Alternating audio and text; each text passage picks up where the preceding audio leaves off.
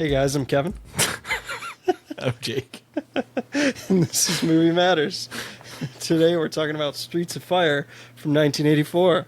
I take it your laughter is because of the trailer we just watched and the movie being total dog shit. Yeah, I was. I watched it last night, and my wife asked me how it was, and I'll give my opinion in a second. But I was like, I'm absolutely certain that Kevin is gonna absolutely hate it. You are correct. I mean, there's some good parts to it, but other than that, this movie fucking sucks. Like, I was thinking about it literally, I don't know, like just before this, being like, man, this movie is worse than Code of Silence and Raw Deal. And those movies are pretty bad.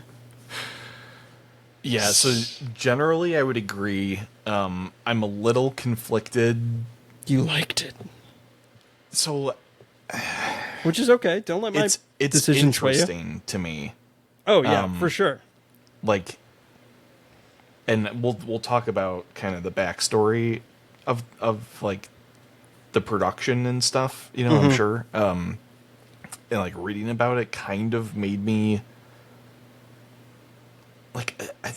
I don't really appreciate it, but like there's just like there's like a lot of cool stuff Yeah. thematically, and like the way it's kind of constructed, it's just like a massive dumpster fire when you put it all together. Like, it just wasn't executed Yes. well enough to like make all these cool but disparate elements like fuse together properly. Just like Code of Silence, Raw Deal. There's an awesome movie lurking underneath there that's just waiting to erupt. And this movie has such great ingredients. However, the main character fucking sucks. Yes. The villain, I love Willem Dafoe, but he also sucks. Yes. Like, they're not well fleshed out. None of the characters really are.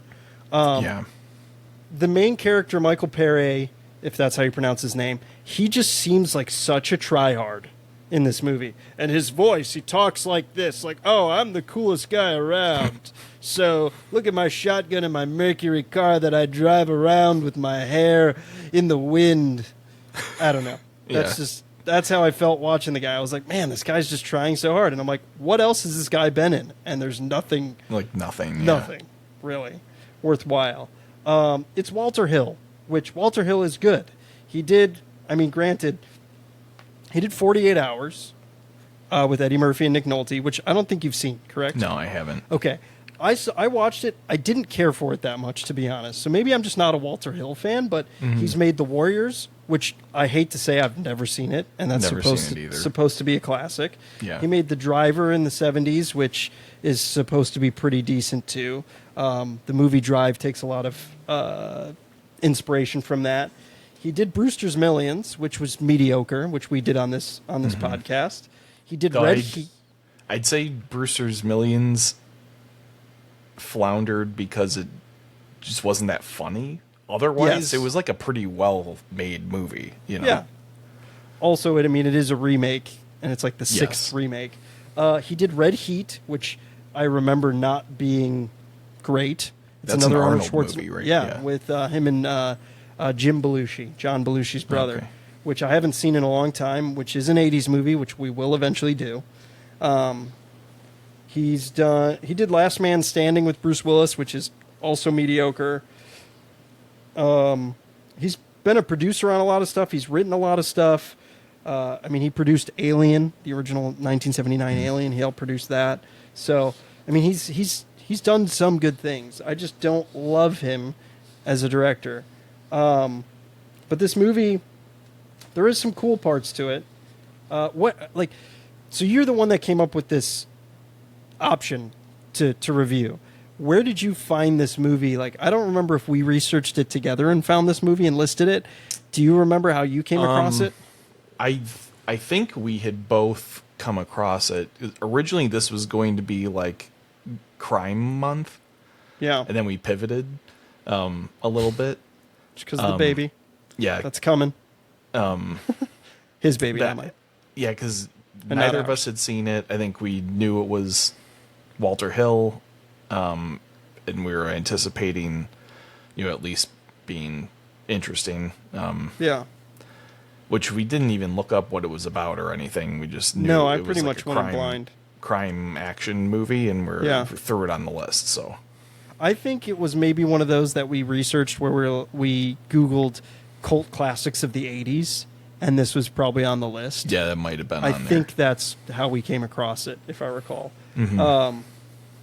I'm not mad that we watched this movie. I don't think it's great, but this movie does have the who's who of 80s actors in it, which I love.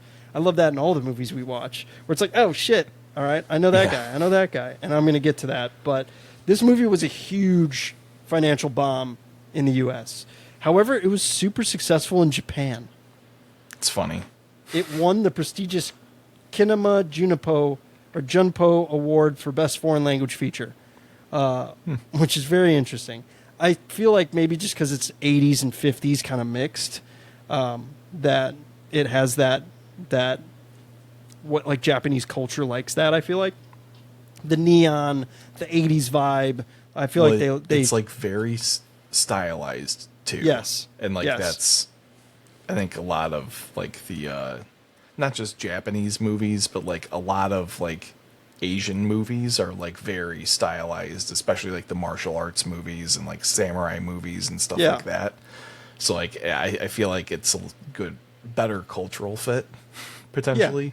Makes sense. Yeah. The movie was originally going to be rated R, which you can kind of see that, and because I remember looking it up just briefly before watching it and being like, "This movie's only PG." That's interesting. And I was like, I wonder how that's going to go across, because I like if you read the plot synopsis, just like really quickly on IMDb, a mercenary is hired to rescue his ex-girlfriend, a singer who has been kidnapped by a motorcycle gang. A movie rated PG about that? No fucking way. Yeah. So, but this was 1985 PG, so it's more Yes. like PG-13. yeah. Like so, yeah. But the film was screened for exhibitors as an R-rated film, but they trimmed out a bunch of F words. There's the girl who's doing that dance on the bar who removes her top. You actually like see her topless completely in the R-rated version. And there was a different ending, and that's pretty much why it was rated R. So they cut a lot of that. So you've got Rick Moranis in this, who feels kind of miscasted, Yes. to be honest. Like he's like- dating Diane Lane's character, which is very interesting. Yeah, like, But that's kind of the gimmick. Is well cast, but like at the same time, like not like it's like weird. He fits in with the other like kind of elements of the movie, but again, it's just all executed wrong. So like, it's like if I were doing it, I wouldn't have done it that way at all. So he would have not been, the right choice. But Yeah, there's a lot of fun trivia on this movie that I came across. So Rick Moranis was not allowed to improvise. Walter Hill said no, which Rick Moranis is known for that. But Michael Pere, the main character, had problems with Rick Moranis, like personal beef during filming. He said, Rick Moranis drove me out of my mind. There's this whole wave of insult comedy. In the real world, if someone insults you a couple times, you smack them or punch them. You can't do that on a movie set. And these comedians walk around and they can say whatever they want. I'm just not that handy with that. Comedians are a special breed. They can antagonize you and say whatever they want, and you can't do anything to stop them. He's this weird-looking little guy who couldn't get laid in a whorehouse with a fistful of 50s. He would imitate me. The first thing he says to me is, "Do you just act cool, or are you really cool?" Which, again, in my opinion, epitomizes his fucking acting in this movie, which is really funny. That was his first sentence out of his mouth to Michael Pere in Joel Silver, the producer's office. And I was like, oh, this is not going to go well. but he was one of Joel's dear friends, and he ended up making a bunch of movies for Disney. I just wasn't that sharp. I wasn't ready for that kind of crap. Very interesting. Yeah. Because, I mean, the chemistry with a lot of these people in the movie isn't great. I think the best chemistry is with Michael Pere's character and Amy Madigan's character. Yes. Amy Madigan we know from Uncle Buck, and we know her from Field of Dreams. Again, another 80s actress that we love. She's so great in this. McCoy, her character's so cool. And what's funny is she initially read for the film. She read for the part of the lead character's sister.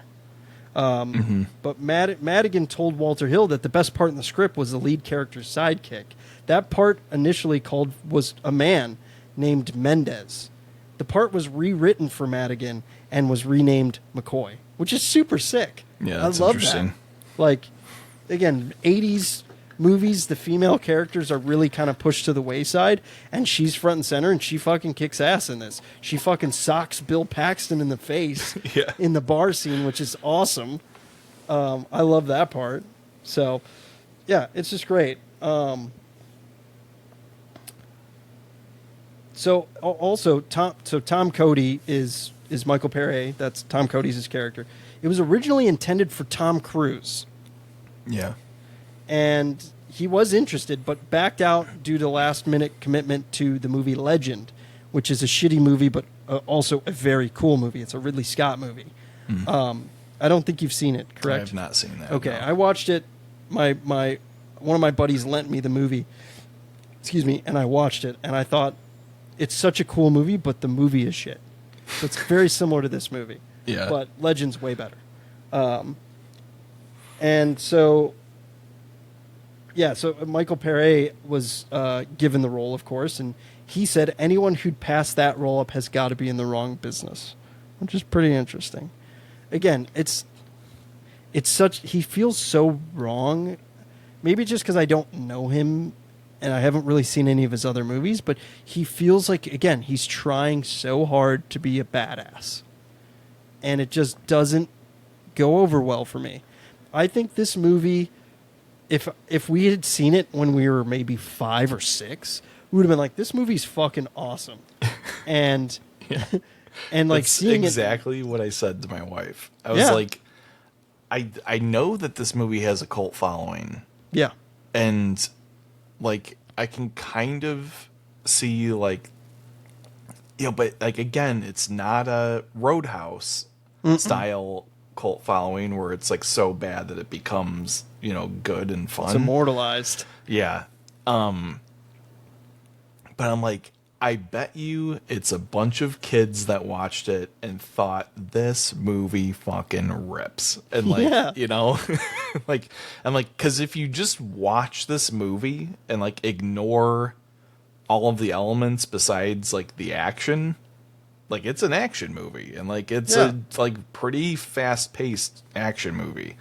So like, like I'm sure that's what actually developed the following was just kids being like, yeah, this movie kicks ass. Yeah, it's got motorcycles, it's got a concert, it's got guns, it's got overalls. Yeah. Overalls. Big leather overalls. Dude, I got a story for you on those. Willem Dafoe, he's such a weird dude, but he's so awesome. His hair in this movie is fucking weird. But yeah, I remember watching him when he came on screen in those fucking like leather latex overalls. I was like, get the fuck out of here! This is amazing. So filming was paused for 3 weeks when a dangerously under-talced Willem Dafoe hit the sauna wearing his PVC waders, which are his overalls. His legs expanded in the heat, creating an almost lethal seal. With the crew running out of options, runner Colin Gilhagen managed to get a drinking straw into the fly opening of the waders, and those on hand took it in turns to blow and inflate the trousers enough so they could safely be removed. God. Defoe refers to this moment as truly terrifying and often uses the troubled memories when getting into his character's villainous roles. They basically had to blow him.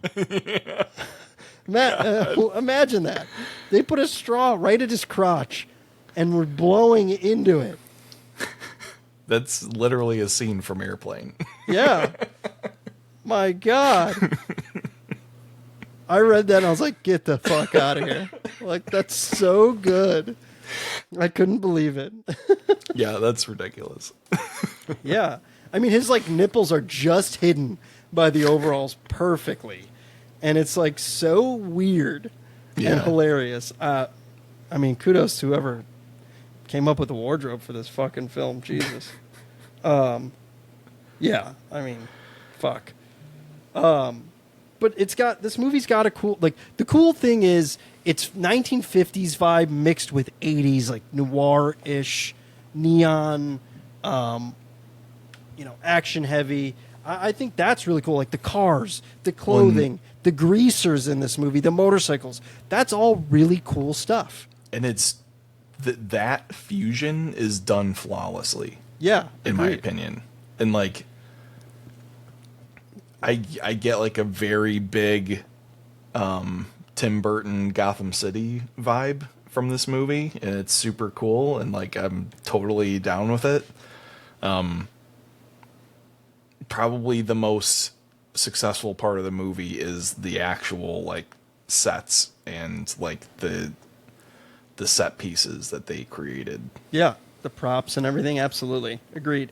So, according to Walter Hill, the film's origins came because I was like, how the fuck did he think this up? It's very interesting. Yeah. The film's origin came out of a desire to make what he thought was a perfect film when he was a teenager, and put all the things that he thought were great then, and which I still have great affection for, from him. Custom cars, kissing in the rain, neon, trains in the night, high-speed pursuit, rumbles, rock stars, motorcycles, jokes in tough situations, leather jackets, and questions of honor. It's like, let me just put all this shit into a blender and see what the fuck comes out. It sounds awesome. You know, like... Again, that's the... hearing all that shit as a kid, you'd be like, especially if you were in the 80s watching this movie, or even early 90s, being like, fuck yeah, this shit's pretty sick. Yeah. And then you watch it 25 years later, and you're like, oh my God. Does it hold up? Yeah. I'd be curious if anyone who is following along with this watched this movie as a kid, and it still holds up to this day. I'm curious. Yeah. That'd be an interesting conversation to have. But it's fun. So even the studio knew this movie sucked. Jim Steinman, one of the studio heads, later recalled as thinking the script was terrible, but he thought the film was going to be a big hit, in part because of the enthusiasm of Joel Silver, the producer. He said, this movie is about visuals. It's about excitement. It's about thrills. Don't worry about the script. I remember mentioning it to like 6 or 7 people that the script was trashy, and I always got the same answer. The script doesn't matter. This movie is about visuals. Then we go to the first edit, the first cut of the movie in the screening room, and it's Jimmy Levine and me and Joel Silverman, me being Jim Steinman. And about 20 minutes into the movie, Jimmy turns to me and he goes, this movie is really shitty, isn't it? It's really bad. I said, yeah, it's a really bad script. Why didn't anyone notice that the script was bad? It stinks. I can't even watch it. Joel, on the other hand, Joel's on the other side going, what am I going to do next? Like, fuck. There's got to be a next project, and they're sitting there, and there's so many lessons I learned during that movie. It went $14 million over budget. 14. That's insane. Well, the whole movie's budget was like 14 million and a half, right? I think so. I don't know. And I kept saying to Joel, how are they allowing this? Because they kept screaming at us, it's over budget. I said, how? And you've got to understand, they've built it all. So like you said about the sets, they built all these sets. Walter Hill didn't want to go to Chicago, but the story took place in Chicago. So they built Chicago in Los Angeles. Yeah. That's one of the reasons it went over budget. which also is funny because we've been doing a string of Chicago movies, and our next movie is also Chicago. Yeah. Which is very interesting because, again, this is all like random. What? That we picked I don't these. think this movie technically, I think it's a fictional city, but it's very much modeled after Chicago. Yes. All of the shots of the trains are the L in Chicago. And yeah, again, like another funny coincidence, synchronicity between these movies. How do we do it? How do you do it, Jake? I don't know. But one other thing on the budget, I read that in order to be able to film during the day, they built a massive tarp that like covered all of the sets. And the tarp structure alone cost over $1 million. Yeah, I read that too.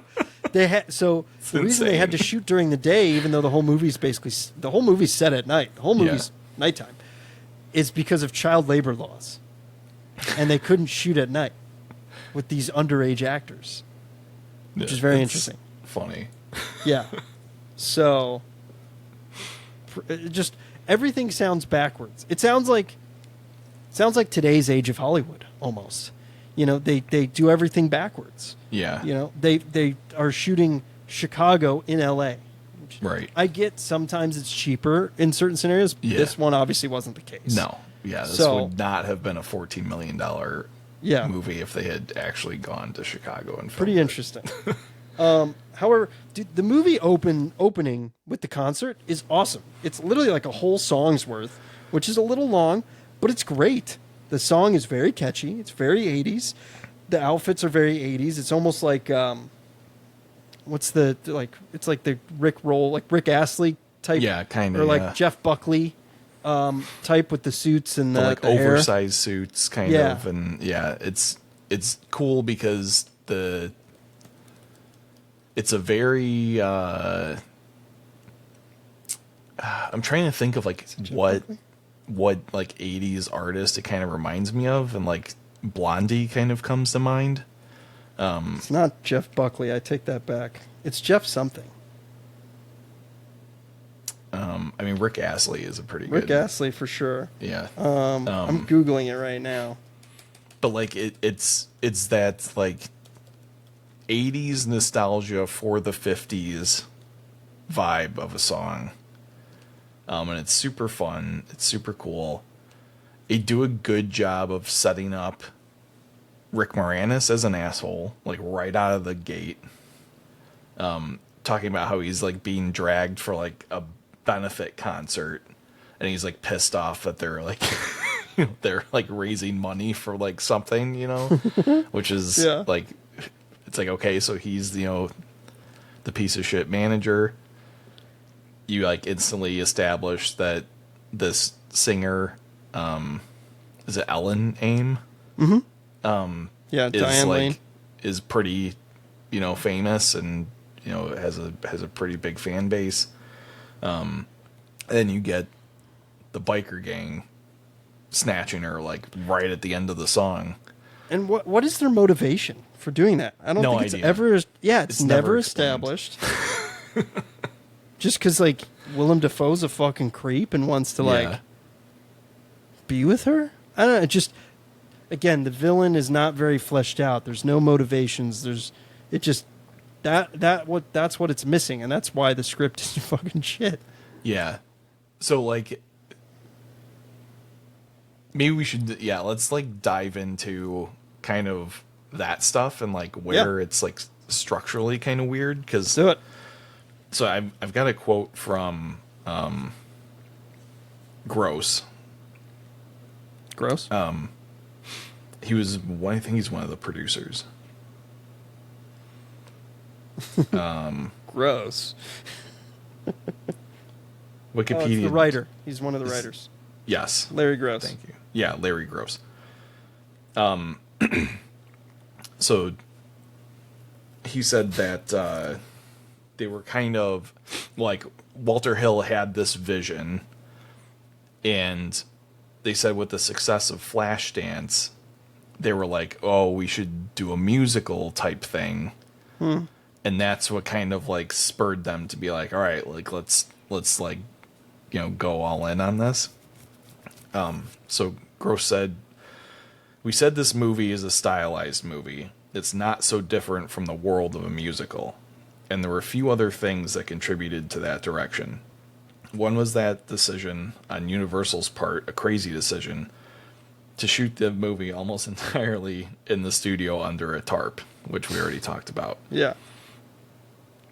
And then, so you said the idea of a totally kind of, they're like you said, they built everything from scratch. And like he said, the idea was basically they were trying to build a totally artificial universe. And the point that we had in mind in one sentence was inspired by George Lucas in a galaxy long ago, a futuristic past. That was in our heads. There's the past and there's the future, sort of. So like it's that like melding of two different time periods together. Yes. They build this like I think we agree, a very cool atmosphere. Definitely. For the movie. However, I think I think there's two major failings in the movie. One, you already mentioned, the characters. Yeah. None of them are fleshed out. Everyone is like basically like just like a 2D character. Like there's no 100%. depth to anyone. And the second one is, I think the plot structure is very incorrectly placed. And I'll explain what I mean. Yeah. So, movie starts with a kidnapping. Then Tom Cody rolls into town. He gets recruited to go find Ellen. Rescues her before even like the midpoint of the movie. And then it's like a big chase until the final showdown. And like, to me, the big misstep is that they rescue her almost in Act so 1. Fast. Which is just so strange. I feel like just swapping the like Odyssey, like the, you know, like driving around and trying to find her instead of like having her with them, flip that and the rescue, and have the rescue lead into the final showdown would make 100%. this movie so much better. And 100%. I think it suffers because they structured it that way. Yeah. And the whole like escape, like driving around and stuff is just pointless. Yeah, there's no because stakes. there's no reason, like, just leave town. You know, like there's no reason for you to continually just drive around the city. Yeah. Like just leave. Agreed. And then the movie's over. You know, like it's and the main character doesn't even like get back with his ex-girlfriend. Like there's there's no real resolution. And I mean, they like kiss in the rain and then they have sex and then he fucking punches her in the face. Yeah. And he ditches her and like, anyway. Yeah. But you mentioning the George Lucas reference, the opening title card reads "Another Time, Another Place," which is really cool, and that's kind of like the vibe they were going for, like you said, with mashing or melding the two 50s and 80s together. So, again, I think they successfully did that, but like you said, the plot structure, you nailed it on the head, man, with that. It could have easily been flipped around or re-altered. And like, if we would have found the motivation for why this gang wants to kidnap her,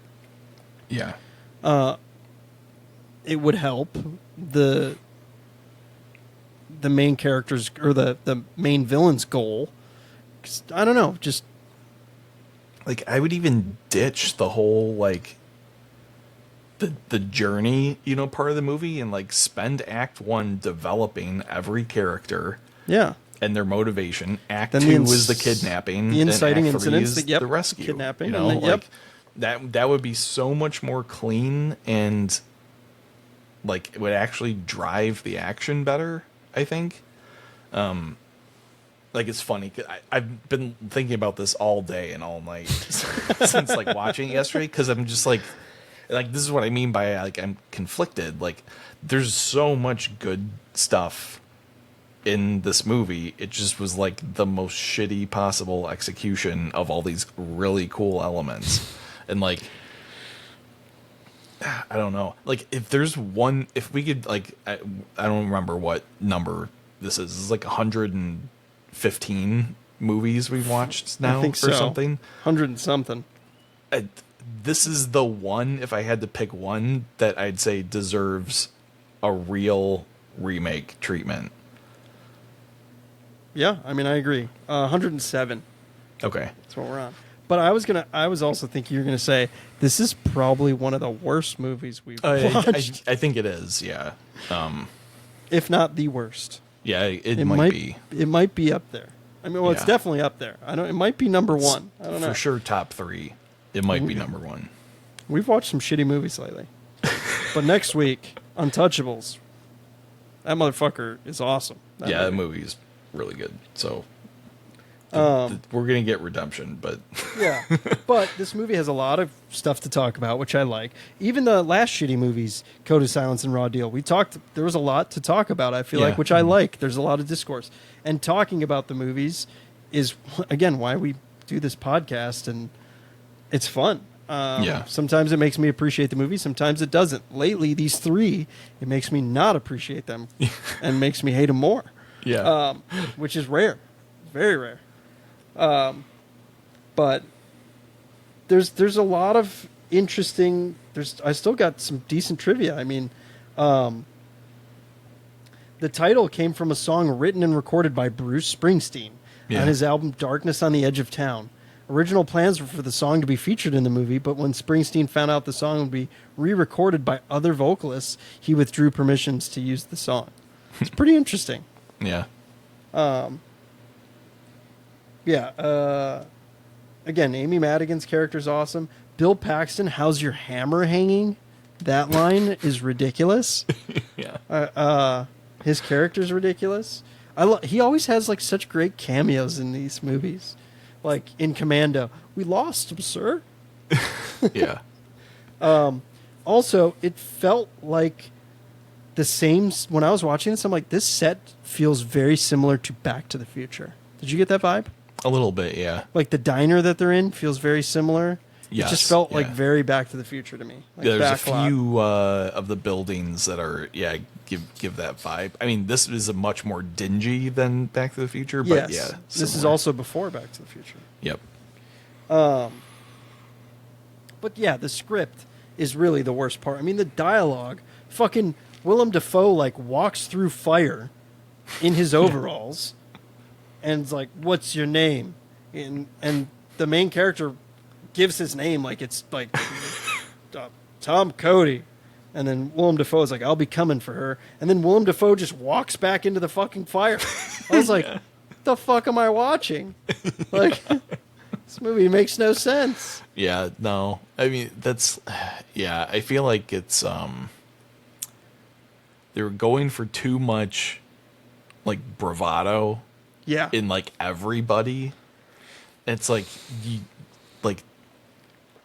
everybody can't be super macho. Like Yeah. somebody has to be. I mean, like Rick Moranis' character is like kind of a weenie, but he's also trying to be like Macho Man, like the whole he's movie. trying to be cool. It's like, dude, like just be the weenie, you know, like like you know. Yeah. And McCoy even is like super macho, even though she's a girl. McCoy's like- honestly the best part of the I movie. mean, if you ask me. I'm not ragging on that Yeah, yeah. character, but like, you know, like literally everybody's like got a fucking like stick up their ass, and they think they're like the toughest shit in the whole world. It's like, okay, Yeah. well, are You need you to have all some- just gonna start like shooting each other in the face because like, you know, Yeah, like there that's needs like, to be some differentiation. yeah, like there's like zero uniqueness, you know, between the characters. And I think that is another, like, it's not fleshed out well, so that doesn't help with these characters. Right. They just blend together, and they're fucking bland and boring. Yeah. So I did read that this was supposed to be the first of Yeah. a trilogy. Yeah. And that Hill kind of had this idea that Tom Cody would be almost like the unnamed mysterious stranger in this movie. Yeah. Who kind of like rolls into town and like takes care of business, kind of like the man with no name, played by Clint Eastwood in The Fistful of Dollars for a Few Dollars More and The Good, the Bad, and the Ugly. Which, by the way, if you want to watch a movie where the main character has zero character development and backstory, but it's extremely successful, it's that trilogy. Like, but you don't need it because all the other characters that support him are like super awesome and like very well like fleshed out, and you know, a lot of times the town that he's in is the actual like main supporting character, you know, in a lot of ways. But yeah, like, I mean, you can do that well. And again, this is just not executed properly. And Agreed. Like, that's like the theme of the movie, is that they just didn't execute things properly. Like, think of Mad Max Fury Road.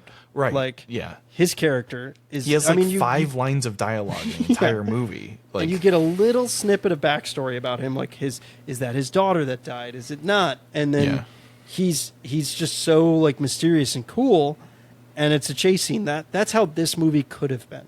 Right. So, I don't know. But there's, again, 80s. So I want to talk about the 80s actors in this movie.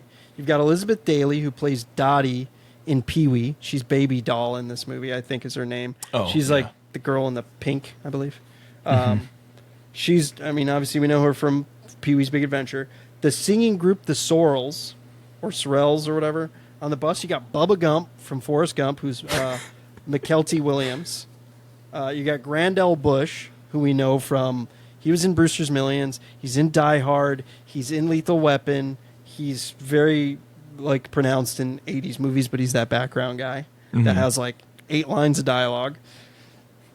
And I mean, that, like, Diane Lane, like this movie has a stacked fucking cast. Yeah. The only one who's miscast, in my opinion, is Michael Pere. It's the main character. Rick Moranis is questionable too, but yes. But like, if again, I think the main character is the biggest. There's a lot of problems with this movie. I don't know. Well, like, again, like, I think if this was written properly, like, Michael Pere doesn't, like, he does actually kind of look the part. Yeah, for like, sure. He's believable. Like, I when just you feel like first his voice see is him, fake. but I think it's in It's part like overacted. the way this movie was written. Yeah. Is just very like over the top and like sitcom-y, or not sitcom-y, soap opera-y in like the way the dialogue is written. Yeah. And like, you know, you mentioned that like Rick Moranis wasn't allowed to improvise. So like you have to deliver these lines, and like all of these lines are written like there's some like 50s mob movie where it's like, yeah, this is how it's gonna be, buddy. You know, like it's just like not conducive to even like a really good actor like Willem Dafoe, like still doesn't even come through well in this movie, you know? So yeah. And the street fight at the end is like kind of ridiculous. And like he defeats him and then they just ride off. It's like, oh cool, they're gone now. That's the end of the movie. It's like it's a very PG ending, and which I did read originally they were gonna kill him. Yeah. And then they were like, yeah, we can't like do that. Yeah. And so what's fun, I also read, it may be a coincidence, but the film has the same ending as Casablanca. I can't believe IMDb trivia compared this to Casablanca. The lovers go their separate. But... I know it is. The lovers go their separate way. She leaves with the man who can help her, but whom she doesn't really love, Rick Moranis' character. Yeah. While Tom's character goes off into the horizon with his new friend, McCoy. Yeah. Very interesting. It is interesting. I think Casablanca. It's a really shitty. You've seen Casablanca, right? I have. Okay, good. Like, that ending makes perfect sense for that movie. Yeah. It does not make any sense for this movie. I know. Again, yeah, there's not a great resolution. So, I don't know. I'm just glad that next week we got Untouchables, because the Untouchables is fucking awesome. Yeah. And I'm excited to, because I've seen that movie a bunch of times, I'm excited to dissect it a little bit more as we do on this podcast. So hopefully we didn't tear this movie apart. I mean, I think we did, but... We did, but it's okay.